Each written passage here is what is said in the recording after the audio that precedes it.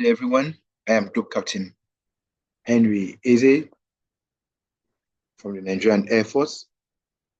I welcome us all to the Sandton Symposium, and I wish to especially appreciate Mr. David Kiamayo Jr.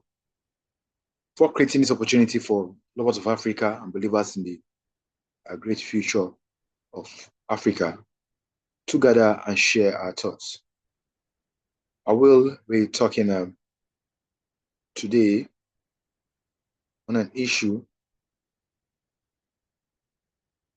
that I synthesize with the intention of improving the fortune of Black or Sub-Saharan Africa. My topic for discussion today is sustainable security as a proposed strategic operating concept for the United African Defense Force. By way of introduction, the term sustainable security was developed by me to acknowledge an intersection between defense, energy, and development in Sub-Saharan Africa.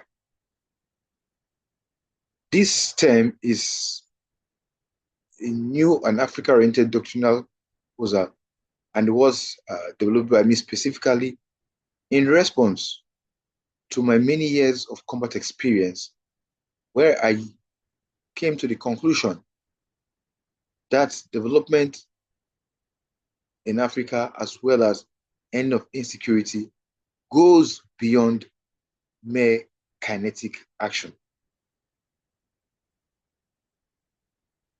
Aside national security, which every state endeavors to maintain, I synthesized some other key concepts that are necessary to create a kind of security I call sustainable security.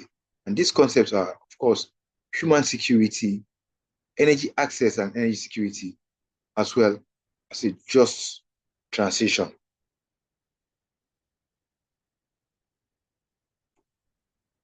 So I propose, or I am proposing, sustainable security as a way to join these streams into a single operating concept for future African defense cooperation.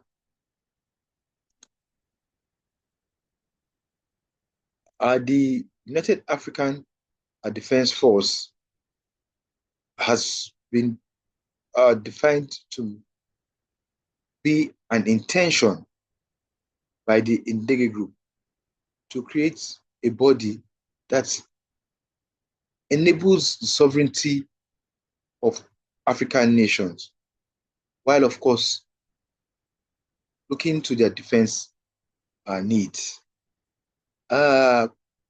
This, for me, it is said that it is not reasonable to do things the same way and expect a different result. So, why do we need a new operating concept for the United African Defense?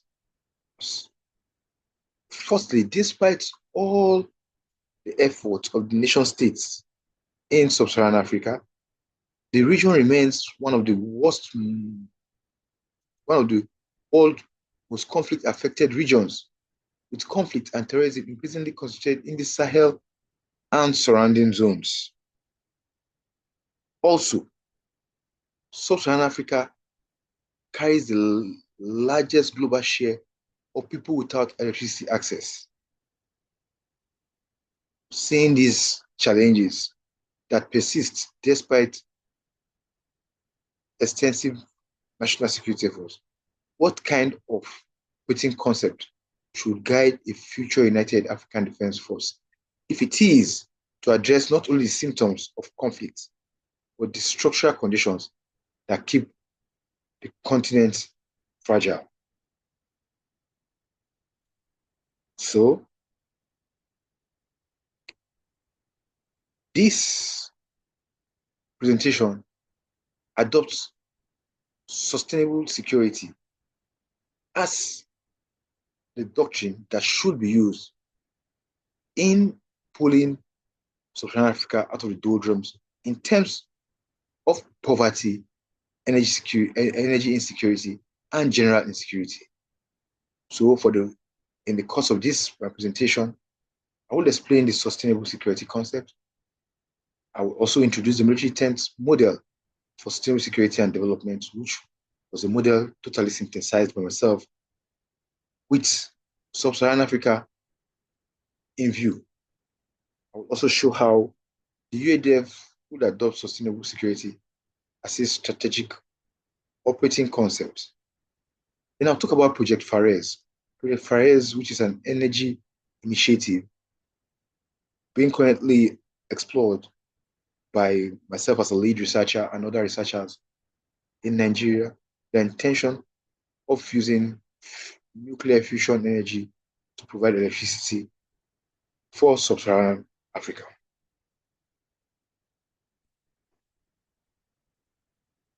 Now let's start with insecurity and structural fragility in Sub-Saharan Africa.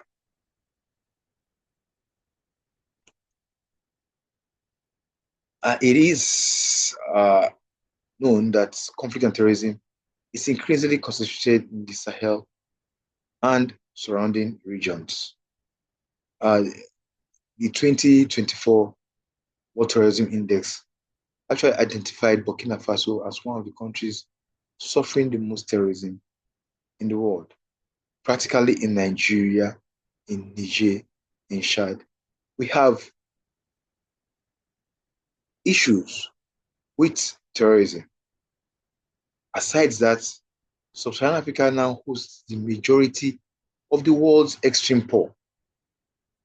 Around 4/5 of people that FCC in the world live in Sub-Saharan Africa.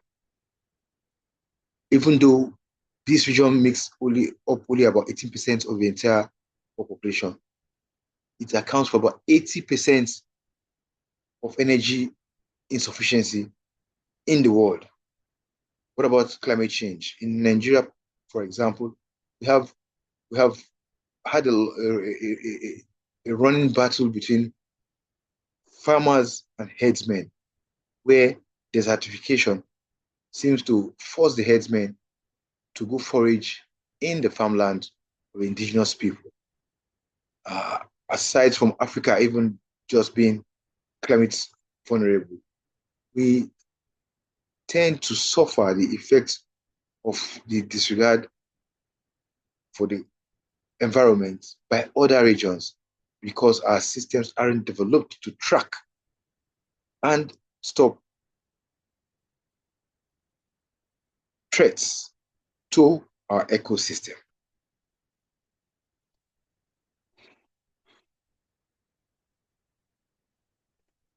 So insecurity in Sub-Saharan Africa is not only about armed groups and borders.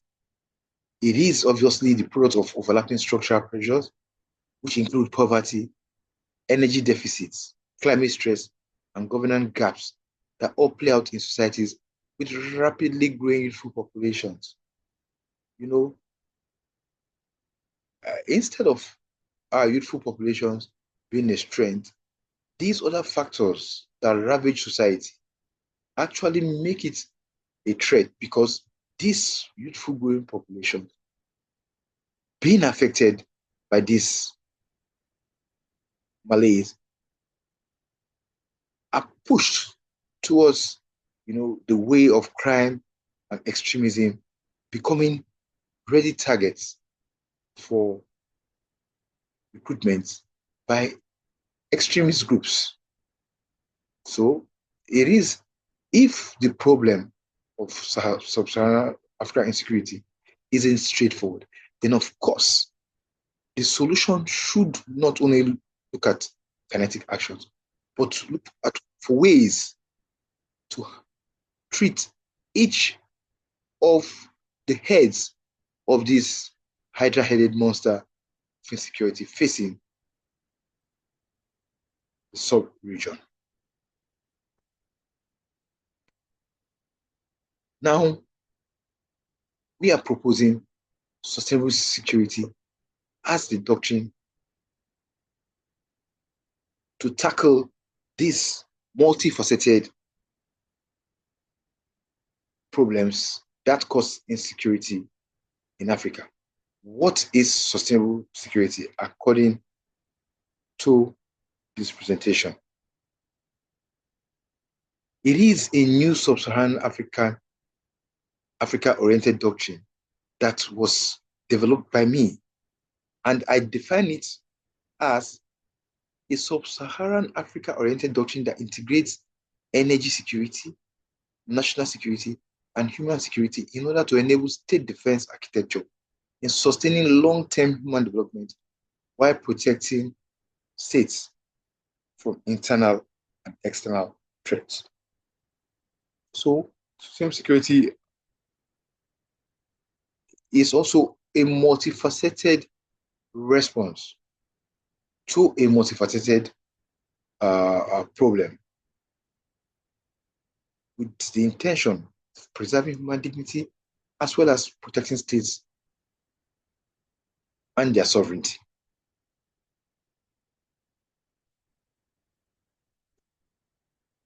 Now, sustainable security aims to protect enabling conditions for long-term stability and not just defeat threats. In my operations against Boko Haram and ISWAP terrorists in the northeast, it became evidence at some point that kinetic action alone wasn't sufficient to bring this challenge to an end. We had to resort to winning the hearts and minds of the people, as well as taking other measures that would ease the burden of insecurity then in the northeast.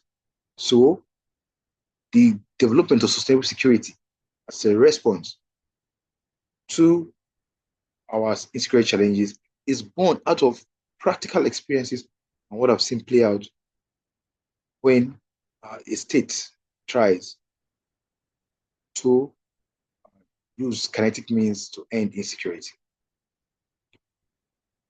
Having synthesized my terminology so as sustainable security, I also came up with a model that presents a visual image that is a working document and not just an academic exercise, but a working document that shows how the parts of sustainable security all fit in to ensure that it is a workable doctrine.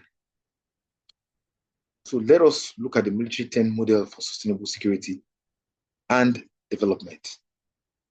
As you can see on the screen, that's me, center, trying to set up a military tent in my days at the Defense Academy. So the military tent, I chose the model because for most military personnel, it's very, very practical, it's movable, and it provides the shelter needed as we are looking for in terms of security and development for Sub-Saharan Africa. So the military tent model for security and development is as shown on the screen. For us to have a conducive environment as is obtainable inside a tent, we must base our operations on the tenets of sustainable security. And these tenets recognizes national security, human security, and energy security as the main building blocks of any form of security that we intend to achieve. Equally important, and the main ropes are named sustainability and just transition, because if we destroy our environment, the aspiration for security might never be achieved.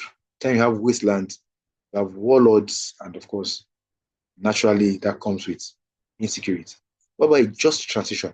transition from other forms of energy, or even from lack of access to energy to sufficient energy, it must be just, and it must not put, in an African context, it must not jeopardize the living standards and the means of living of some section of the society. So aside from that, we have other ropes holding the tent, which include community engagement, education, innovation, and policy frameworks. Let's look at some of these basic tenets of sustainable security and see how they support the entire model for security and development.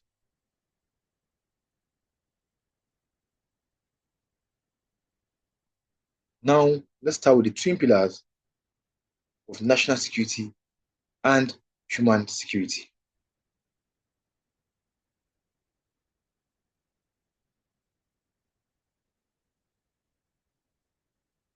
Sovereignty, territorial integrity, and defense of the states are what defines independent nation states today. So, for us to have a stable environment, we have to ensure that the pillar of national security is well defended. What about human security? If the state is able to defend its integrity, it is more likely able to ensure that the security of the human is defended. Human security talks about freedom from fear, want, and indignity. Freedom from fear, want, and indignity. Of course, this also stems from provision of the means, factors of production for individuals, for citizens. So by the time national security and human security are taken care of course, the tent has a good standing. Both of these are essential support for security system. If any of these weaken, of course, the entire tent becomes unstable. Now, what about the floor of the tent? The floor of the tent is energy security. We can only build on a solid energy base. If the UADF breaks this code and provides adequate protection for energy infrastructure, it is a very, very valid means of any acceptance of African nation states. So energy security is important for security and development. So in the sustainable security framework, the base for everything is energy security. Energy security is uninterrupted, affordable energy. In the entire world, even though Sub-Saharan Africa is 80% of the world, it hosts about 85% of people without electricity in the world. If it is the most energy insecure part of the world, and also the most generally insecure part of the world, it naturally means that energy security is directly linked to insecurity generally. Energy access underpins human development and military capability. Without adequate energy, there cannot be sustainable progress. So, obviously, without a solid floor, all the pillars of security would collapse. Energy security, as synthesized by me in preparation for this presentation, is the reliable, affordable, and increasingly clean provision of modern energy services to households, communities, economies, and security institutions. These items are deliberate because when all these items are serviced, overall society service and becomes better. Now, within this military tent model for security and development, what we're saying about energy security is that without modern reliable energy, human security initiatives cannot scale. It's almost impossible for them to scale. Without secure energy flows, national security tools are severely constrained. Then when energy projects and transitions are perceived as unjust, the process of grievance and conflict, likely destabilizing both pillars. A good example we had in Nigeria is the area where we get our crude oil from. It was neglected for quite a period. What was the effect? Overall, we started getting militants coming from the areas agitating for more resource control because there was an unjust distribution of the resources. So the distribution of energy has to be just so as not to make it a destabilizing factor. So we are proposing through sustainable security that the UADF and member states must treat energy systems as strategic terrain. We should plan for protection of cross-border power corridors, grid and digital infrastructure. We should integrate resilient power solutions into business and joint operations. And we should work with civilian authorities to ensure energy projects in fragile areas are designed and protected in conflict-sensitive and just ways. Now, in all of this, where is the position of the United African Defense Force in the sustainable security tent? Since the UADF is the continent's catalyst, it's a catalyst of peace and sovereignty. Very, very interesting combination. And it intends to operate alongside the AU, AP, APSA, and CIDS frameworks. We are saying that in the tent, the sustainable security tent, the UADF be framed as structural, or will be the structural frame linking pillars, floor, and anchors, as seen on the screen. It forms that frame that even gives the tent its shape. So, UADF upholds sustainable security, bringing all of these, translating theory into paper, creating actual TTPs from this general doctrine. Of course, if accepted, then we could go into expanding how this could be done from the doctrine of sustainable security. So the UADF is the frame that joins all this together and makes it work eventually. And how do I also propose that the UADF or the Ndege group generally brings the UADF into the entire sustainable security framework? We must look at energy projects that are sustainable. Even though we have green energy projects like wind and the solar energy, there is still a need for something much more substantial on which the energy security floor will be properly established. I propose Project Pharez. Project Pharez is an African origin advanced energy initiative in which we have developed a prototype for a nuclear fusion generator. The essence of nuclear fusion generator is to provide abundant, clean, and dispatchable power for communities and critical infrastructure. Because it is modular, if the device works or the generator works as planned, it is easily scalable and easily deployable to provide rapid energy access for the entire Sub-Saharan Africa. So, can the Ndege group aim to ensure that our energy security is based on the nuclear fusion generator that is easily scalable to have a solid base on which to build national security and human security?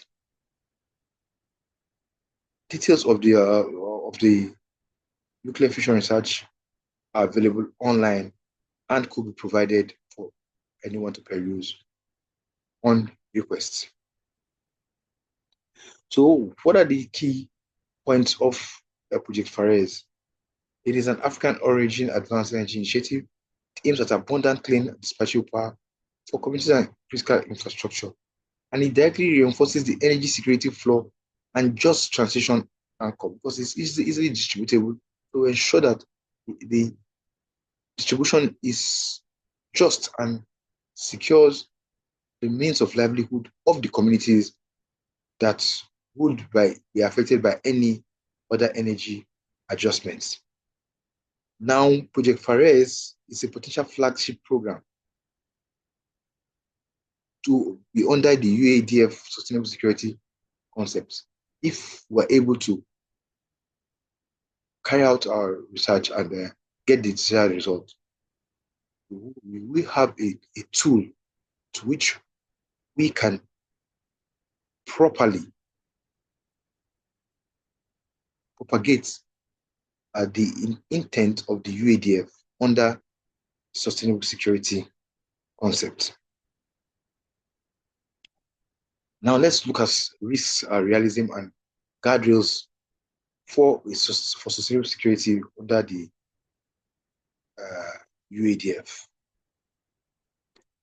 Basically, for the risks, yeah, this is fusion. But there is popular saying that fusion is always 20 years away. But our research in Nigeria, having institutional backing of the Defense Research and Development Bureau, the Nigerian Atomic Energy Commission, and even the Defense Headquarters, shows promise. It shows promise. So even though we are going to, we hope it turns out right, there is also researchers' uncertainty where what we expect isn't what we get. So it's important, even as we adopt fusion, and link corridors among our fusion power stations as possible aspects of our sustainable security doctrine, there is that risk that it might not be achieved as and when we want it. Also, of course, financial implementation risk is very, very real. For the proof of concept for Project Pharez, for example, we are talking about $1 million just for a proof of concept. And in terms of propagation of power stations, we're running into hundreds of millions of dollars. What is Mission 300? Mission 300 is the intention of the African Development Bank and the World Bank to ensure that 600 million families or 600 million people in Africa have access to electricity by 2030. There was an intention to raise about $70 billion for that purpose, but they were eventually able to achieve only $56 billion, of which much is a pledge by donors. So there's always the financial implementation risk. For the risk of governance and legitimacy, corruption, militarization, and exclusion are issues that we might face in establishing sustainable security for use by the UADF and fusion energy. So what guardrails would we put in place to ensure that the UADF achieves the purpose for which it's created? First of all, it's important to treat Pharez and fusion corridors as phase programs, phase by phase, which is why I said, first of all, we have to start with proof of physics, thereafter create one working prototype, thereafter create a substation, but this has to be in phases, and Milestones must be demonstrated, and independent safety reviews drawing on global fusion standards. That's quite important. Then we must also avoid locking doctrine or large budgets into single technology bets. Maintain a portfolio view that includes other renewables, storage, and efficiency measures alongside fusion. Don't forget that what we're looking for is energy security, not necessarily fusion energy. If we're by any means able to get a working uh, portfolio that includes other renewables, good and fine. Also, it's important that UADF remains under civilian leadership and clear mandates. Civilian energy planning and regulatory authorities must retain lead on siting, licensing, and governance of power stations and corridors. In Project Pharez, we have the advantage already where the Nigerian Atomic Energy Commission domiciled the project in their technological center and have a general oversight over it.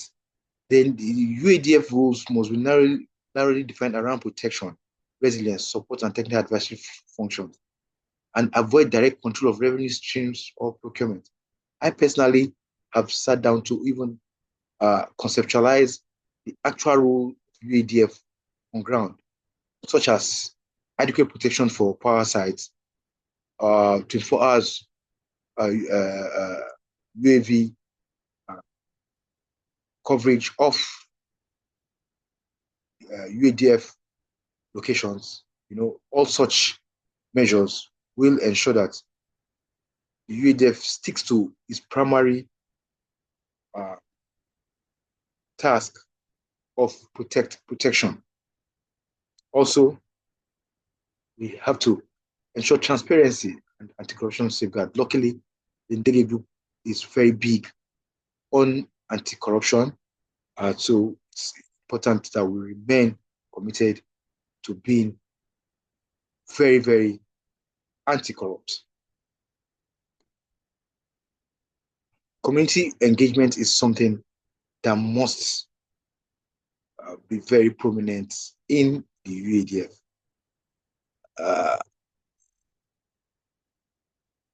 Of course, also the protection tax to visible human security co-benefits in line with the sustainable security intent, human security pillar must be very, very emphasized by the UADF. And finally, it's important that all fusion-powered hubs and rail segments undergo climate risk assessment and be designed to AU climate resilience standard as set out in the AU climate change and resilient development strategy.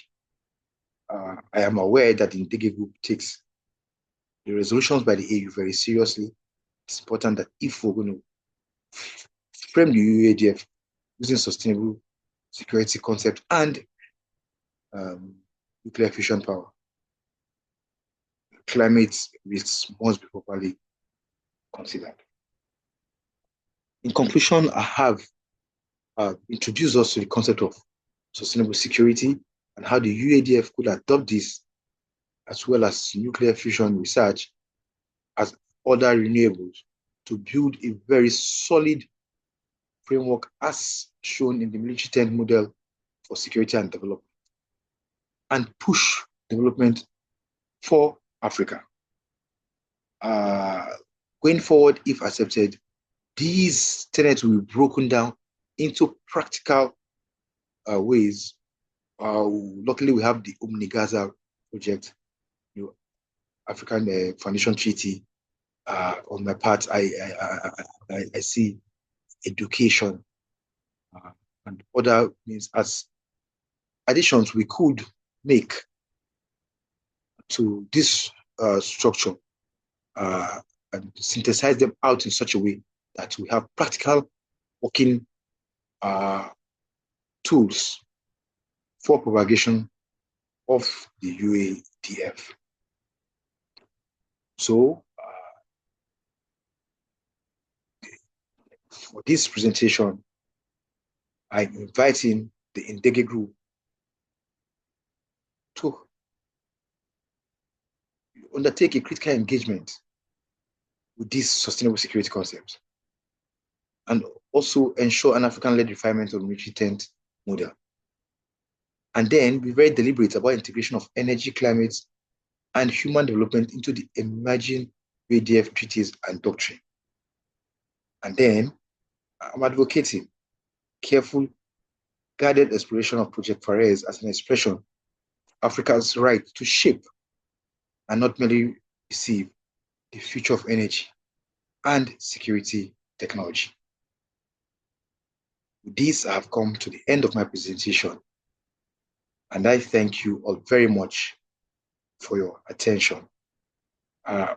Overall, I will be accessible for questions, suggestions, or feedback concerning what I have presented thus far. Thank you very much, and I hope to hear more from you all.